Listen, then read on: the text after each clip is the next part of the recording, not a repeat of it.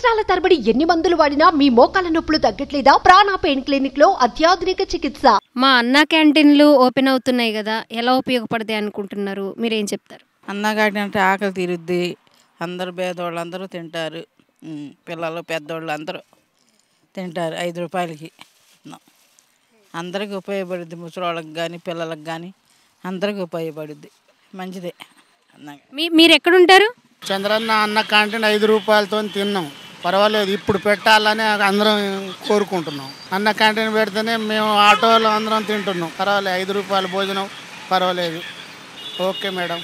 మేమేమో రంగానగర్ రొట్టేసిన దగ్గర ఏమంటే 5 రూపాయల అన్న క్యాంటీన్ గురించి బాగుంటుంది. చంద్రబాబు నాయుడు గురించి బాగా డెవలప్మెంట్ చేస్తారు. చంద్రబాబు నాయుడు ఉన్న కాడ చంద్రబాబు నాయుడు ఉన్నంత వరకు మాకు ఇబ్బంది ఉండదు. ఇసుక కానీ ఏది కానీ ఉన్నంతకాలం మాకు ఇబ్బంది ఉండదు. అన్న క్యాంటీన్ కానీ భోజనం టయానికి భోజనాలు పెడతారు, ఇబ్బంది ఉండదు. అన్న క్యాంటీన్లు ఓపెన్ చేస్తున్నారండి, 5 రూపాయలకి అందరికీ భోజనం పెట్టబోతూ ఉన్నారు.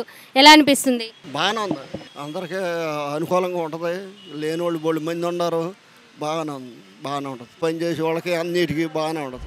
బాగానే ఉంటుంది మేడం, పెడితే బాగానే ఉంటుంది. లేబర్కి కదా ముద్ద అన్నం తింటారు, అన్ని విధాలు బాగానే ఉంటుంది. 5 రూపాయలకి భోజనం అందించడంలో ఏమనుకుంటున్నారు మీరు? బాగానే ఉంటుంది. లోగడ కూడా పెట్టారు కదా 5 రూపాయలకి అన్న క్యాంటీన్, బాగానే ఉంటుంది మేడం. అంటే పని చేసుకునే వాళ్ళు అందరూ ఒకవేళ టైం దొరికితే వెళ్ళి తిని వస్తారు, బాగానే ఉంటుంది మేడం. ఆ ఏరియాలో ఉన్న వాళ్ళు కూడా వెళ్ళి 5 రూపాయలకి మార్నింగ్ ఏమో టిఫిన్ ఉంటుంది, ఈవినింగ్ భోజనం కూడా 5 రూపాయలు చేస్తారు, బాగానే ఉంటుంది.